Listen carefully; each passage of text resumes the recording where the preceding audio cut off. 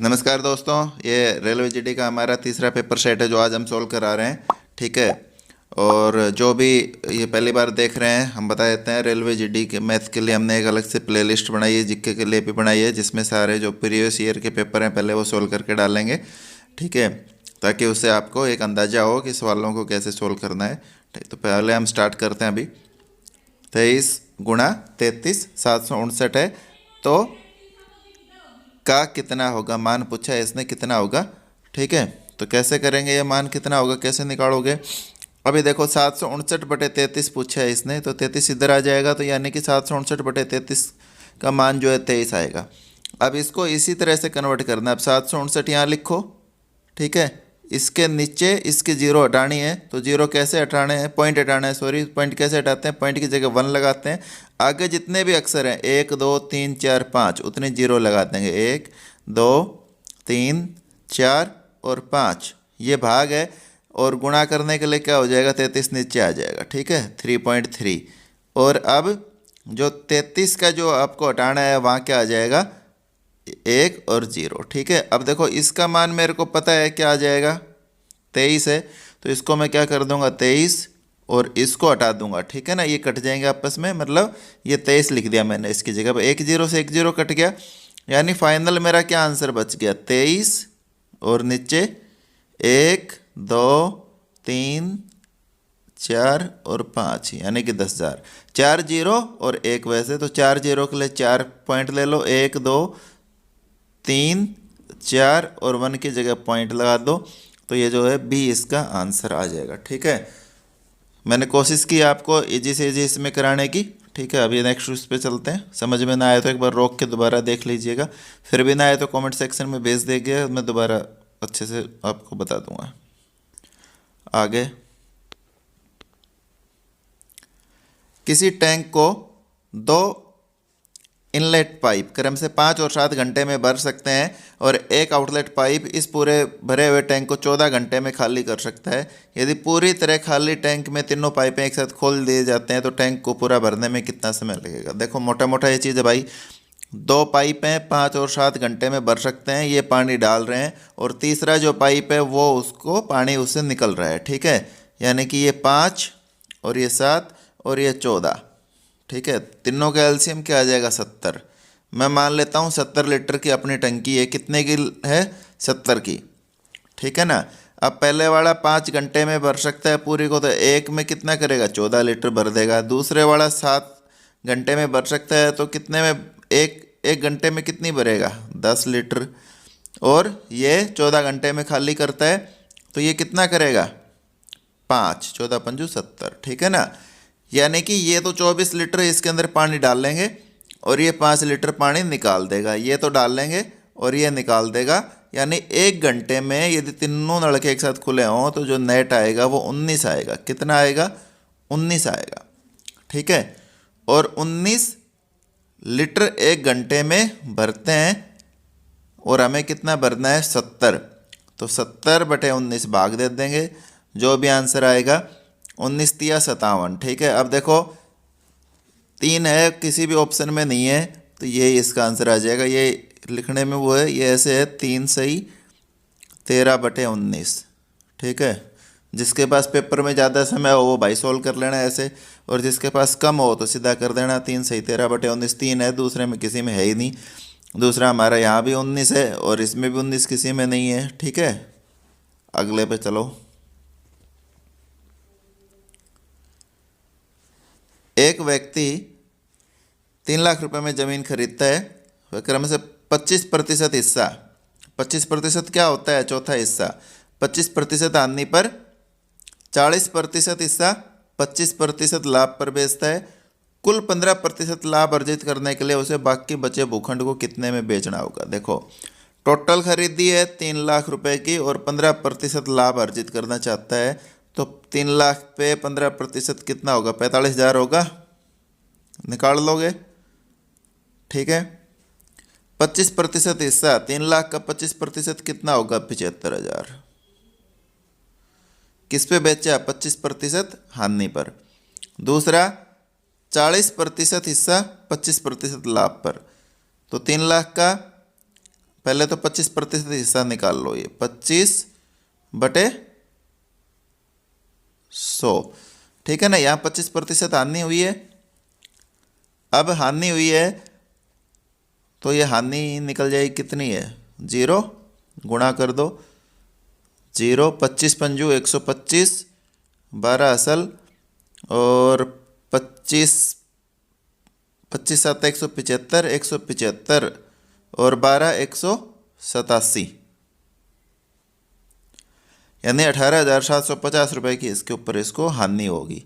दूसरे वाला क्या है, 40%। तो 40% कितना होता है, 1,20,000। 25% लाभ पर बेचा, यानी कि 25/100, चौथा हिस्सा। अब चौथा हिस्सा इसका कितना हो जाएगा, ठीक है, यानी कि 30,000 हो जाएगा। कितना हो जाएगा, 30,000 रुपये, ठीक है। अब 18,750 रुपये यहाँ हानि होगी थी, 30,000 रुपये यहाँ लाभ हुआ, तो टोटल इसको यहाँ तक कितना रुपये लाभ हो गया, इसमें से घटा दो तो कितना बच जाएगा, ये घटाओगे तो 18,750 घटाओ 0, 5, 2, 1 और 1, 11,250, 0, 5, 10, 8 तो 10, 9 और 1 10, और यानी 11,250 रुपये का इसको प्रॉफिट है यहाँ तक। अब 11,250 रुपये का है तो इसको कुल कितना अभी प्रॉफिट और कमाना है, ये 750, और इसमें से ये गया तो 3, यानी कि 33,750 रुपये का इसको प्रॉफिट और कमाना है। ज़मीन कितनी बचेगी जो मूल्य की, 1,20,000 और 75,000 रुपये की बेच चुका, तो कितनी होगी, 1,95,000 रुपये की ज़मीन बेच चुका, 1,05,000 की अभी इसके पास बचगी, ठीक है। तो इतना उसको प्रॉफिट कमाना है, इतने की ज़मीन बच रही है, जोड़ दो तो क्या आ जाएगा। अब देखो जोड़ने से हमें पता लग रहा है 1,38,750 में बेचनी है, ये इसका आंसर होगा, ठीक है। फिर बता देता हूँ मोटा मोटा, टोटल 3 लाख रुपए में ज़मीन खरीदी, 15% लाभ प्राप्त करना चाहता है। 3 लाख का मैंने 15% निकाला, यानी लाख पे 15,000 रुपये का प्रॉफिट चाहिए उसको, तो 3 लाख पर कितना हो जाएगा, 45,000 रुपये का। अब कह रहा है 3 लाख रुपए की जो ज़मीन खरीदी थी, इस 3 लाख का 25%, वो हो गया अपना 75,000 रुपये। वो क्या किया इसने, 25% हानि पर बेच दे, यानी कि चौथा भाग जो उसको हानि हुई, तो चाहे आप इसको सीधा भाग कर दो 4 से, ठीक है, तो यही आंसर आएगा 18,750 रुपये। आगे क्या कह रहा है, 40% हिस्सा 25% लाभ पर बेचा। अब 40% हिस्सा कितना हो गया, 1,20,000 रुपये, 25% लाभ पर बेचा है, चौथा हिस्से का क्या हुआ, लाभ हुआ। अब 1,20,000 का चौथा हिस्सा कितना होगा, 30,000 रुपये। पहले वाले केस में 18,750 की हानि हुई थी, और दूसरे वाले केस में 30,000 रुपये का लाभ हो गया, यानी कि अभी तक इसने 1,95,000 रुपये की ज़मीन बेची और 11,250 रुपये इसने कमा लिए। अब 1,05,000 रुपये की इसके पास और बच गई, और इसको 45,000 रुपये टोटल में कमाने हैं, तो हमें कितने रुपए और कमाने पड़ेंगे, कितने ज़्यादा में बेचेंगे, 45,000 में से 11,250 मैंने घटा दिए, तो बच गए 33,750, और ये दोनों जोड़ दिए, तो ये इसका आंसर आ गया, ठीक है। अगले क्वेश्चन पर चलते हैं।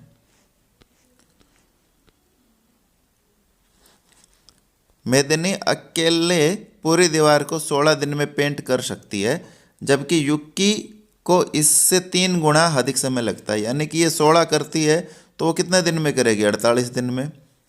यदि वे मिलकर काम करते हैं तो कितने दिनों में आधी दीवार पेंट करेंगे, ठीक है। अब मैं मान लेता हूँ भाई 48 खाने हैं जो इनको पेंट करने हैं इस दीवार में, है ना। ये 16 दिन में 48 खाने बना देती है, तो एक दिन में कितने करेगी, 16 थी 48, इसको 48 ही चाहिए, 48 खाने भरने के लिए 48 दिन, तो एक दिन में कितने खाने भरेगी, एक। अब दोनों एक साथ लग जाती हैं, तो मेदिनी ने 3 भर दिए और युक्की ने 1 भर दिया, यानी कि इनने 4 भर दिए एक दिन में। अब क्या कह रहा है, आधी दीवार, जब पूरी दीवार में 48 खाने हैं तो आधी दीवार में कितने होंगे, 24, है ना, आधा कर दिया 48 का। एक दिन में 4 खाने भर देते हैं, 24 दिन में पूछा कितने बनाएंगे, 4 से भाग दे दो, 6 दिन का इसका आंसर आ जाएगा। अगले प्रश्न पर चलो। का वर्गमूल क्या होगा? ठीक है, अब देखो पहले तो इकाई का अंक क्या है, एक में या 9 में आएगा, तो सारे हमारे ऑप्शन यही हैं। ठीक है, तो ये तो बात खत्म होगी। अब आ जाता है 81, 82 जो है लास्ट के 2 अंक। अब देखो ये क्या आ रहा है, 9 का वर्ग क्या होता है, 9 9 81, यानी कि या तो 91 आएगा या 99 आएगा, ये 2 ऑप्शन आएंगे इसके, ये दोनों तो आएंगे नहीं। ठीक है ना, ये नहीं आएंगे। अब कौन सा आएगा, कैसे करते हैं? ठीक है, देखो क्या होता है, जो ये अंक है 9, इसको इससे अगले से गुणा कर देते हैं, 9 गुणा 10, ठीक है 90।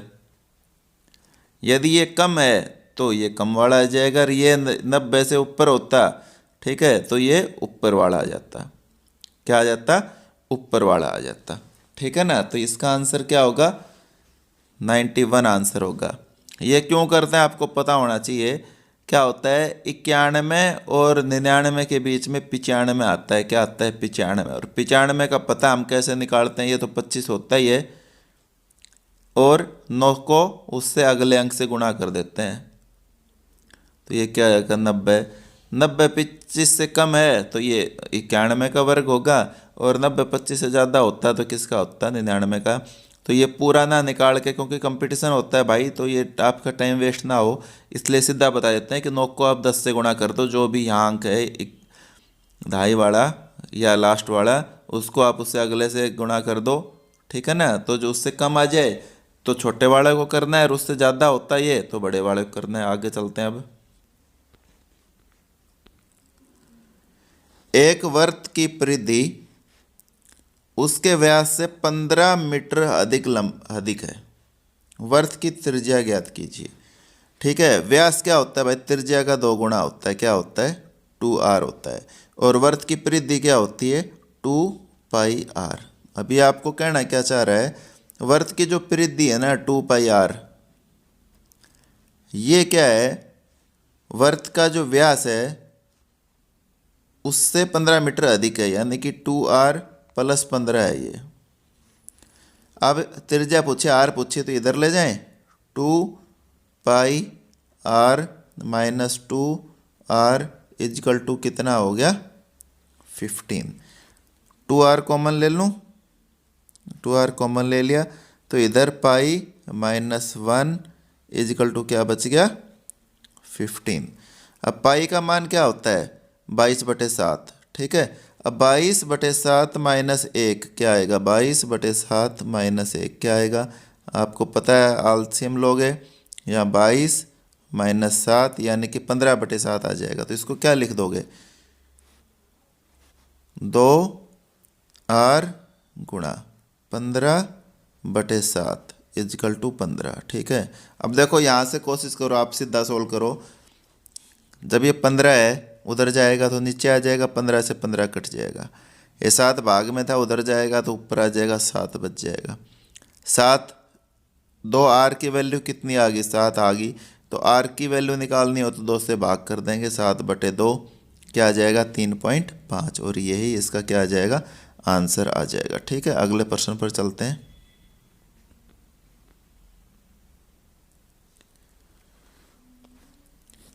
P के किस मान के लिए निम्न समीकरणों का केवल एक ही हल होगा। ठीक है, ये 2 इक्वेशन दी है, ये पूछ रहा है कि P का हम क्या मान रखें कि ये एक ही हल होगा, है ना। ठीक है, तो ऐसे में क्या होता है, आपको अच्छे तरीके से समझना है। इसके ऊपर मैं टॉपिक बनाऊंगा, जब आपको अच्छे तरह से समझ में आ जाएगा। बाकी अभी मैं बता देता हूँ, इसको A1 बोलते हैं, इसको B1 बोलते हैं। ठीक है, इसको A2 बोलते हैं और इसको B2 बोलते हैं। तो पहले इसका मान निकालो, A1/B1 = A2/B2। ये इसके इक्वल नहीं होना चाहिए।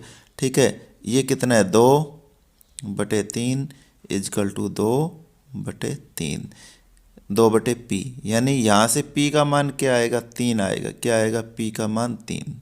ठीक है, तो ये वाली जो है एक ही हल होगा। इसके लिए पी का मान 3 नहीं होना चाहिए, पी के अलावा कोई भी, 3 के अलावा कोई भी हो सकता है। ठीक है, तो इससे देखो आप पहला ऑप्शन भी गलत हो जाएगा, दूसरा ऑप्शन भी गलत हो जाएगा, चौथा ऑप्शन भी गलत हो जाएगा। एक पी का मान 3 के अतिरिक्त कोई भी संख्या है ये होगा। ठीक है, तो इसमें कुछ भी नहीं करना है। ठीक है, यहाँ 2 बटे A1 B1, ठीक है, और उसी तरह A2 B2। तो इसमें P का मान आपने निकाल लिया, तो P का मान 3 नहीं हो सकता, बस बाकी कुछ भी हो सकता है।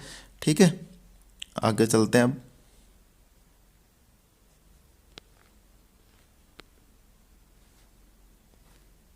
भाई ये आप नोट कर लो, ये बहुत आता है और बहुत इजी मेथड है इसका।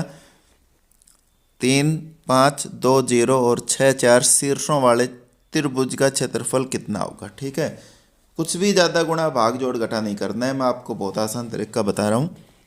क्या होता है इसमें, एक कोई भी पॉइंट है ना, उसको हमें जीरो बनाना है। क्या बनाना है, जीरो बनाना है। अब देखो, जो इजीली बन जाए ये इजीली बन जाएगा। यदि मैं इसमें +2 कर दूं तो ये जीरो हो जाएगा, और ये दूसरा जीरो है ही। तो मैं क्या करूंगा, सभी में जो है ना 2 जोड़ दूंगा, जो पहले वाला अंक है। अब पहले वाले में जोड़ो, क्या बनेगा ये, और ऐसे लिख दो इसको, 3 और 2 5, और ये 5। ठीक है, इसको कुछ भी नहीं करना है, 0 0 वाले को छोड़ दोगे, क्योंकि इसको जीरो बना दिया, हम छोड़ देंगे।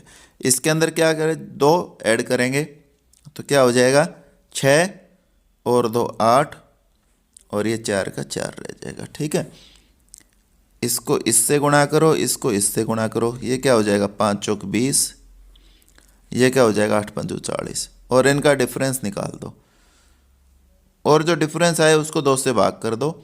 माइनस प्लस का कुछ नहीं देखना है कि आंसर किस में आ रहा है, बस डिफरेंस निकालना है। तो कितना आया, -20 बटे 2, और क्या आ गया, -10, इसका आंसर आ गया। ठीक है, आप किसी भी पॉइंट को बना के कर सकते हो। अब देखो, हम पहले वाले को बना के देखते हैं कैसे होता है। अब 3 को मेरे को जीरो बनाना है, तो क्या करना पड़ेगा, -3 करना पड़ेगा। 5 को जीरो बनाना है, तो क्या करना पड़ेगा, -5। तो ये तो जीरो हो गया। अगले पॉइंट को लो, -2 था और -3 कितना हो गया, -5। दूसरे वाला जीरो था, तो -5 उसमें होगा, तो क्या हो जाएगा, -5। इसमें लो, 6 में से जब -3 गए तो क्या होगा, 3 बचेगा, और 4 में से जब -5, तो क्या बचेगा, -1 बचेगा। क्या बचेगा, -1। ठीक है, अब इसको इससे गुणा करो, क्या आ जाएगा, 5 माइनस, इसको इससे गुणा करो, 5 तिया 15, ये माइनस का है, तो -15 और बटे 2 जोड़ दो, 15 और 5 20 बटे 2 10। ठीक है, अब आप समझ गए होंगे मैंने पहले ये 2 वाले का क्यों कराया था, क्योंकि वो एक, उसमें हमें एक ही माइनस या प्लस करना पड़ रहा था, 2 नहीं करने थे। ठीक है, तो ये हमारा सम हो गया है इसका। अगले सम पे चलते हैं।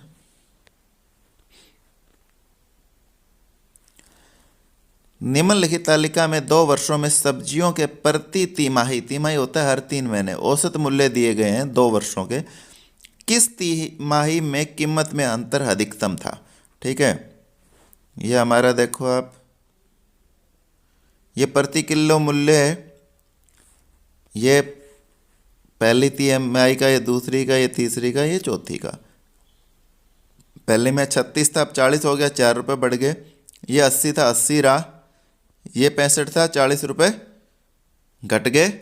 ठीक है, तो ये क्या बच गया, 25, और 43 था, ये 3 बढ़ गया। ठीक है, इसने क्या पूछा है क्वेश्चन में, इसमें पूछा है किस तिमाही में कीमत में अंतर अधिकतम था। कीमत में अंतर अधिकतम था तो किस में था, इसमें 25 था। ठीक है ना, 25 घटा था, घटे या बढ़े, इसमें अंतर पूछा है, तो हमारा तीसरी तिमाही जो है, सी जो है, वो इसका सही आंसर है। ठीक है, तो क्या आ जाएगा, तीसरी तिमाही, सी जो है इसका सही आंसर। अगले पे चलते हैं। एक बाल्टी में 2 तरल पदार्थ ए और बी 7:5 के अनुपात में मिश्रित हैं। यदि मिश्रण के 9 लीटर को 10 लीटर बी तरल पदार्थ से प्रतिस्थापित किया जाता है तो दोनों तरल पदार्थों का अनुपात 7:9 हो जाता है। तो बाल्टी में ए तरल कितना था। ठीक है, अब देखो पहले अनुपात था हमारा कितना, 7:5, और अभी कितना हो गया, 7:9।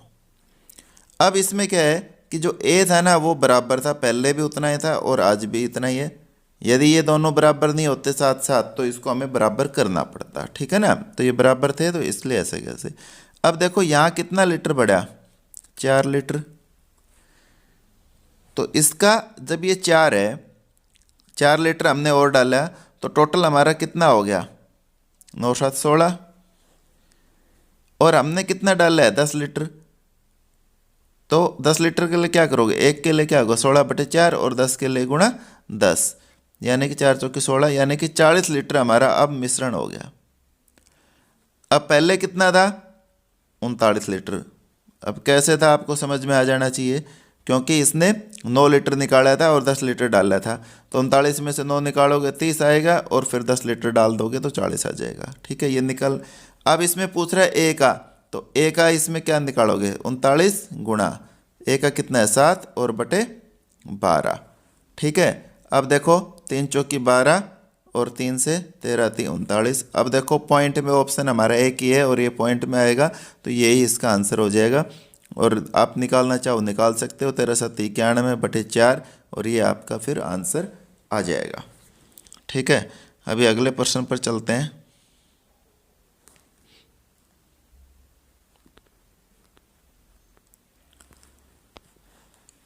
मणि एक बैंक में 12,500 रुपये जमा कराता है साधारण ब्याज की दर से, 6 वर्ष में 15,500 रुपये हो जाता है। ब्याज की दर क्या है। अब देखो ब्याज कितना हो गया, मिश्रधन 15,500 है, मूलधन कितना है 12,500, तो ब्याज कितना हो गया 3,000 रुपये। किस पे हुआ, 12,500 पे। समय 6 है, ब्याज दर पूछी है, बटे 100। 2 0 से 2 0 कट गई, 6 और 125 ये क्या आ जाएंगे, इसके नीचे आ जाएंगे। 6 से काटोगे तो 6 पंजो 30, 500 और 125 को इससे करोगे तो 4, तो 4% इसका क्या आ गया, आंसर आ गया। ठीक है, अगले प्रश्न पर चलते हैं। 90 से लेके 100 तक के बीच की अभाज्य संख्याओं का योग क्या होगा। अब देखो 90 से लेके 100 तक में सिर्फ एक ही अभाज्य संख्या होती है 97, बाकी सारी जो है भाज्य संख्या होती है। ठीक है, भाज्य पता है ना, जो किसी न किसी से कट जाए। ठीक है, अब जैसे 91 13 से कट गई, 93 जो है वो 3 से कट गई, 94 95 96 98 99 100 ये सारी भाज्य हैं ही, आपको पता ही है। तो 97 बच गई और तो क्या होगा उसका 97 ही होगा। ठीक है, अगले पे चलते हैं।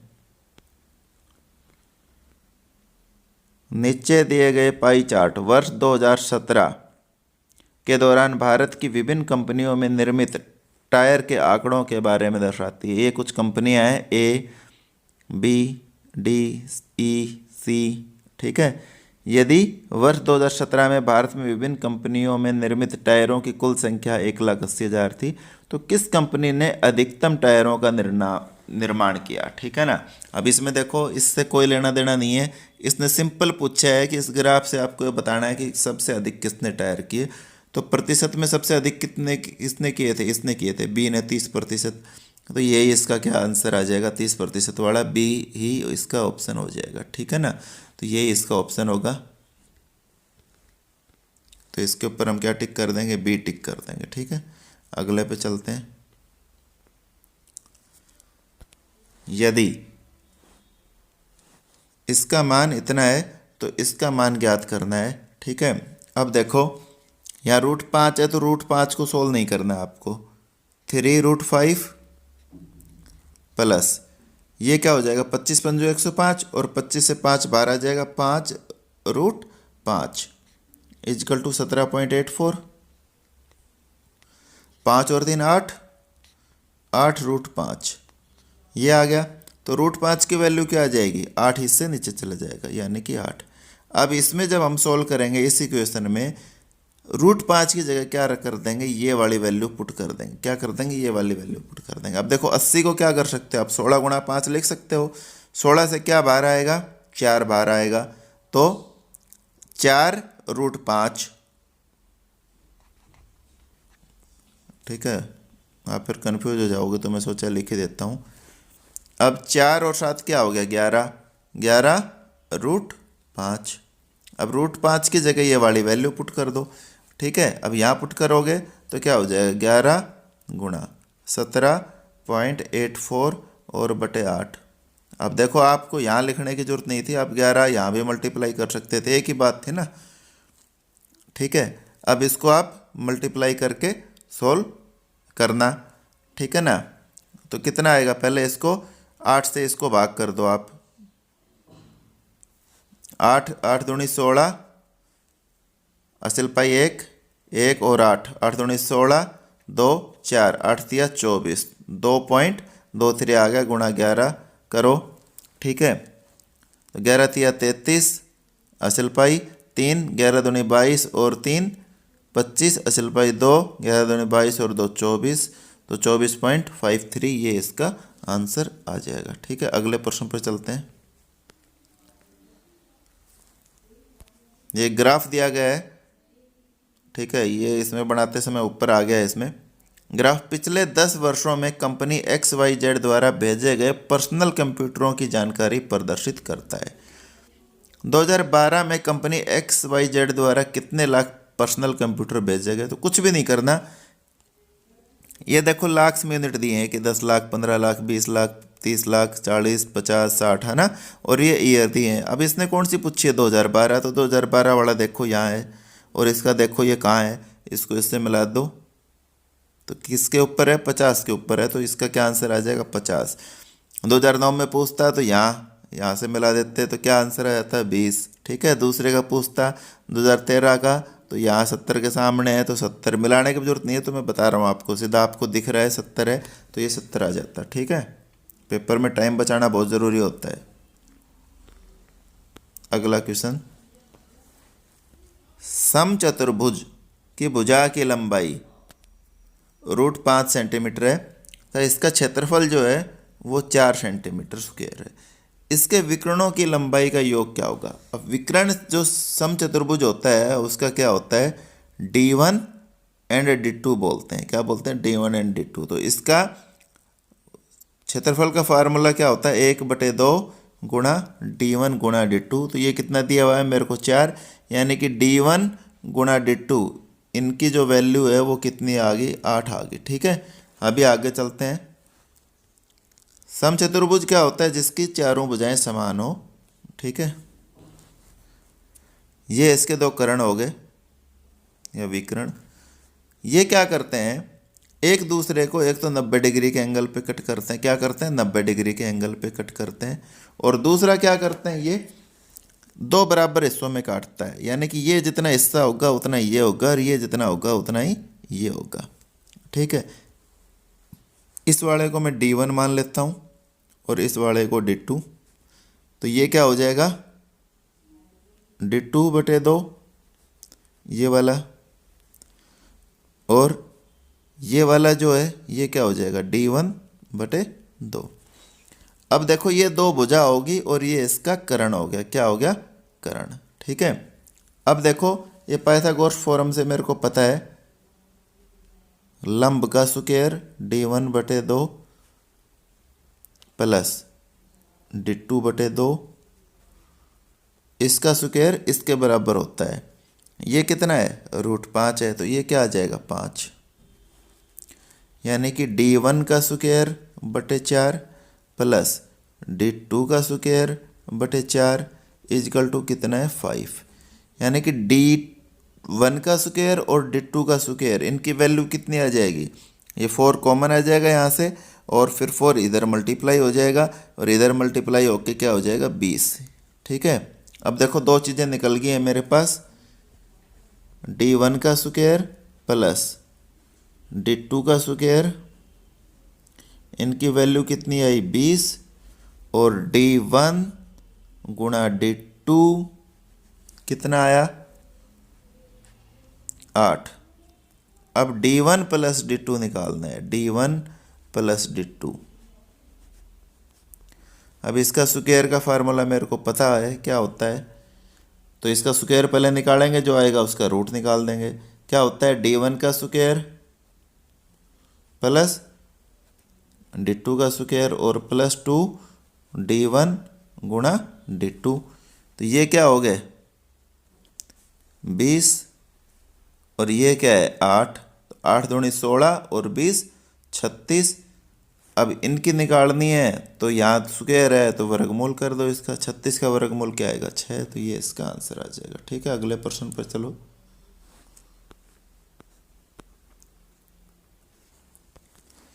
20,000 रुपये पर 2 वर्ष में साधारण ब्याज और चक्रवृद्धि ब्याज का अंतर 800 है, तो ब्याज की वार्षिक दर क्या होगी। ठीक है, देखो इसका मैं एक फार्मूला बताता हूँ।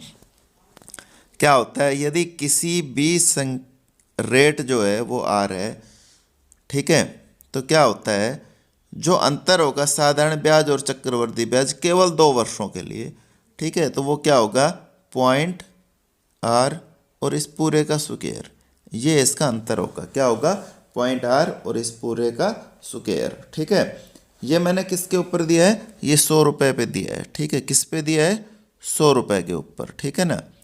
अब देखो 20,800, 20,000 के ऊपर दे रखे 800, तो 100 का निकाल लूँ मैं, तो 800 बटे 100, नहीं 800 बटे 20,000 और गुणा 100, ये कट के 4 आ गया।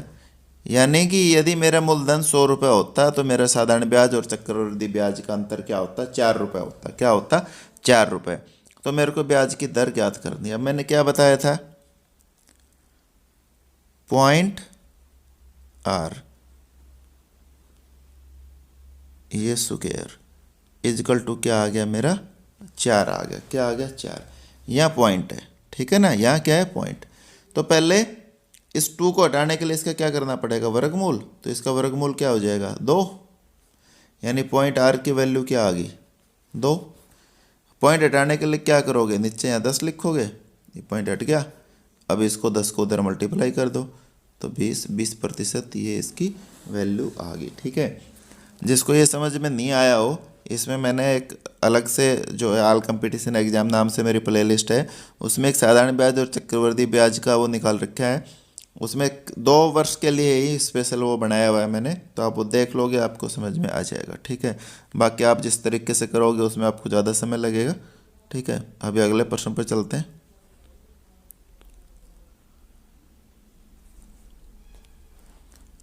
रमाकांत 10 किलोमीटर प्रति घंटे की चाल से साइकिल चलाता है और 3 किलोमीटर प्रति घंटे की चाल से पैदल चलता है। 45 किलोमीटर की दूरी तय करने में रमाकांत 8 घंटे का समय लेता है। इसमें से कितने किलोमीटर की दूरी साइकिल से तय की गई है। ठीक है, अब देखो ये 10 और ये 3, मान लो वो 45 किलोमीटर की दूरी 8 घंटे में तय करता है, तो उसकी औसत चाल क्या होगी, 45 बटे 8 होगी। अब ये 8 45 है ना, अब क्योंकि अपना रेशियो में आएगा, तो ये 8 का चक्कर ना रहे इनको, इसलिए सबको 8 से गुणा कर दो। तो ये 8 से गुणा करोगे 80 हो जाएगा, ये करोगे तो 24 हो जाएगा, और इसको करोगे तो 8 कट जाएगा। अब डिफरेंस निकालो, ये डिफरेंस कितना आ गया 21, और इसका डिफरेंस निकालोगे कितना आ जाएगा 35। ठीक है, ये क्या है, साइकिल की चाल है इसकी, और ये पैदल की चाल है। तो ये 7 तिया 21 और 7 पंजू 35। ठीक है, क्या आ गया 8, यानी 3:5 आ गया, 3:5। ठीक है, अब देखो जो ऑप्शन है ना, उससे ये लग रहा है कि ये है ना, यहाँ इसमें लिखने में गलती की है इसने। इसमें कितने घंटे की दूरी आएगा, कितने घंटे की दूरी साइकिल से तय की। तो साइकिल वाला हमारा कितना है 3 बटे दोनों का जोड़ 8, और 8 ही घंटे हैं, तो 8 से 8 कट गया, यानी कि उसने 3 घंटे जो है वो साइकिल से चल रहा है। और पैदल का पूछता तो कितने घंटे चलता, 5 घंटे, ये इसका आंसर है। ठीक है, अगले प्रश्न पर चलते हैं।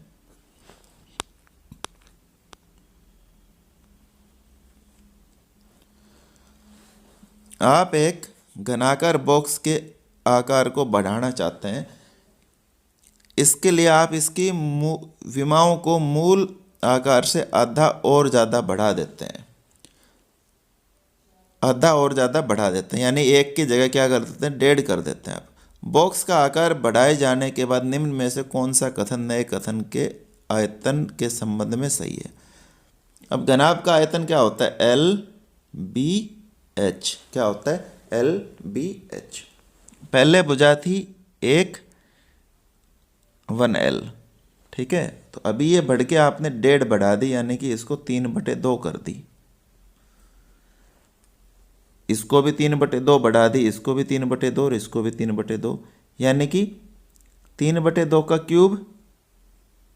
अब इसको आप नए का घन निकालोगे बढ़ाने के बाद, तो कैसे निकालोगे, 3/2 L गुणा 3/2 B गुणा 3/2 H।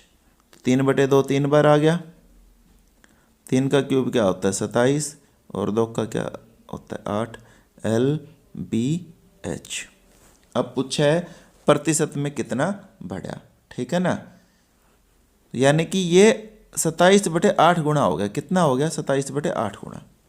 पहले LBH था, तो अब 27/8, तो ये 27/8 हो गया। अब 27/8 का प्रतिशत निकाल दो, तो 27/8 गुणा 100, ठीक है।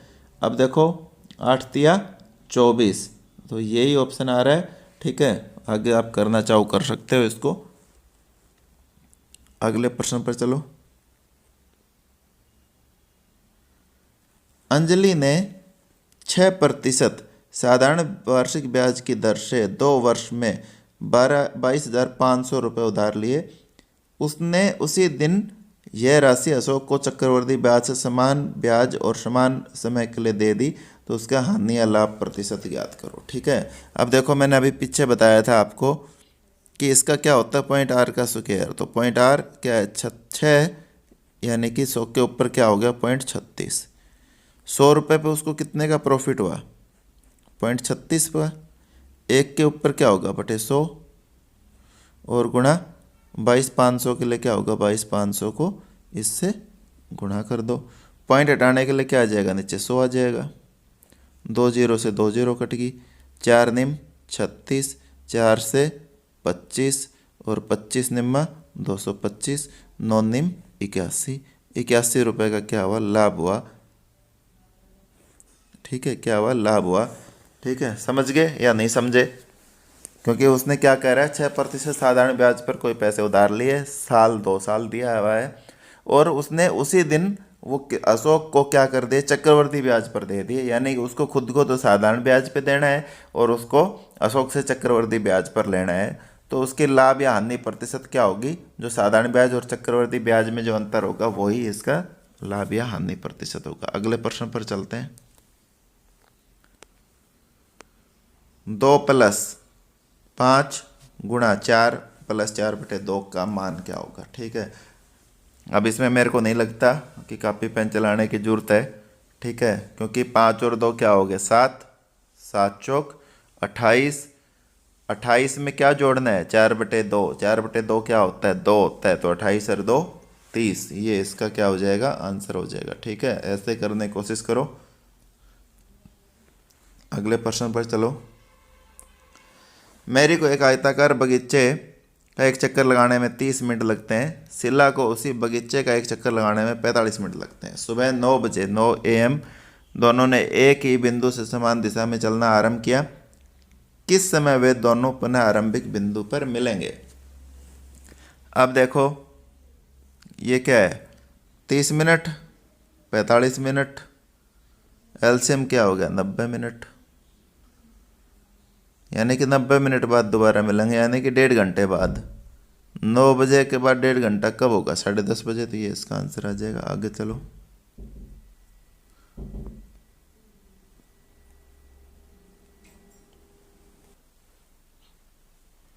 अगले प्रश्न पर चलते हैं। सड़क पर स्थित आधार के साथ 5 सेंटीमीटर लंबी सीधी सड़क के दूसरी ओर स्थित 4 मीटर और 3 मीटर ऊंची 2 खिड़कियों तक पहुंच सकती है। सड़क की चौड़ाई कितनी है? पहले तो आप क्वेश्चन समझो क्या कहना चाह रहा है। एक सड़क है, एक इधर खिड़की है और एक इधर खिड़की है। ये 4 मीटर है, ये 3 मीटर है। ये सीढ़ी है, ये 5 मीटर है और ये भी 5 मीटर है। ठीक है।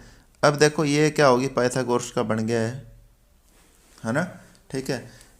अब इसकी लंबाई निकालो और इसकी निकालो और दोनों को आपस में जोड़ दो, वो सड़क की लंबाई हो जाएगी।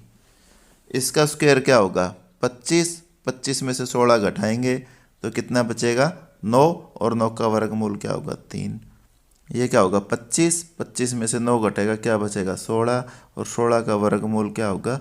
4। तो ये क्या बचेगा? 4। तो ये 3 आ गया, ये 4 आ गया। तो 3 और प्लस 4 क्या होगा? 7। 7 मीटर सड़क की क्या होगी? लंबाई होगी। अगले प्रश्न पर चलते हैं। किशन ने एक निश्चित गति से 96 किलोमीटर की दूरी साइकिल से तय की। यदि वह प्रति घंटा 4 किलोमीटर धीरे साइकिल चलाता तो उसे गंतव्य स्थान तक पहुंचने में 2 घंटे का अधिक समय लगता। किलोमीटर प्रति घंटा में वह क्या गति है जिस पर किशन ने वास्तव में साइकिल चलाई? अब मैं मान लेता हूं कि वास्तव में जो उसकी जो चाल थी ना, वो x किलोमीटर प्रति घंटा थी। क्या थी? x किलोमीटर प्रति घंटा। तो पहले वाले केस में उसकी चाल थी x किलोमीटर प्रति घंटा, दूसरे में उसने 4 घंटे क्या कर दी? 4 किलोमीटर कम कर दी। ठीक है। दूरी उतनी थी 96, चाल x माइनस 4। ये दूसरे केस में, पहले केस में 96 बटे x। अब क्या करता है, जितने समय में पहुंचना चाहिए ना उससे 2 घंटे इसको क्या लगते हैं? फालतू लगते हैं। तो इन दोनों का डिफरेंस जो है क्या आएगा? माइनस आएगा। अब इतना करने के बाद आपको इसको क्या करना है? इसको सोल्व नहीं करना है और सीधे आपको ऑप्शन पुट करके इसमें देखने हैं। ठीक है ना। अब देखो, पहली बात तो 18 और 15, इससे तो ये 96 में कटेगा ही नहीं, है ना। ठीक है ना। तो ये तो सीधा ऑप्शन इसका आएगा ही नहीं। तो अभी आप 12 और 16 पे जाके देखो। पहले 16 पुट करो, तो यहाँ 16 पुट करो क्या आएगा? 12। 12 8 96। और इधर पुट करोगे तो 16 पंजो 80, 16 6 96। यानी कि यहीं मेरे 2 आ गए। तो यही क्या हो गया? 16 किलोमीटर प्रति घंटा इसकी क्या होगी? चाल होगी। ठीक है। अगले प्रश्न पर चलो।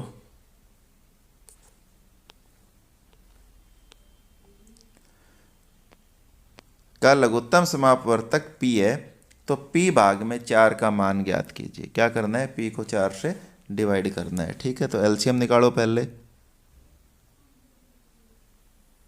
108,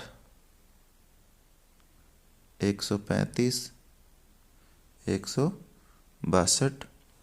पहले 2 से कटेंगे, 54। ये कट नहीं रहा है, ऐसे कैसे? ये 81। अब देखो सारे के सारे 9 से कट रहे हैं। 9 9 छक्के 54, 15 निम्मा 135 और 9 निम 81। अब किससे कट रहे हैं? 3 से। 3 दूनी 6, 3 पंजू 15 और 3 तिया 9। अब नहीं कट रहे। ठीक है। तो अब इसका P भाग में 4 ज्ञात करना है। तो पहले तो P निकालो। 9 दूनी 18, 18 तिया 54, 54 दूनी 108। 108 गुणा 15। ठीक है। अभी इसको आप वो मत करो, 15 से गुणा मत करो, क्योंकि 4 से भाग भी करना है। तो 4 से यहाँ भाग कर दो। 4 से काटोगे तो यहाँ कितना आ जाएगा? 27 आ जाएगा। अब 27 को और 15 को आपस में क्या कर दो? गुणा कर दो। ठीक है। जब इनको गुणा करोगे तो 15 साथी 105, 10 असल और 15 दूनी 30 और 10 40, 405 इसका आंसर आ गया। ठीक है। अगले प्रश्न पर। घड़ी में मिनट की सुई 1 घंटे में मिनट आगे बढ़ती है। ये पूछ रहा है कि घंटे की सुई से कितना आगे बढ़ जाता है। ठीक है। तो 55 आंसर आएगा। कैसे आएगा? अभी 12 बज रहे हैं यहाँ। ठीक है।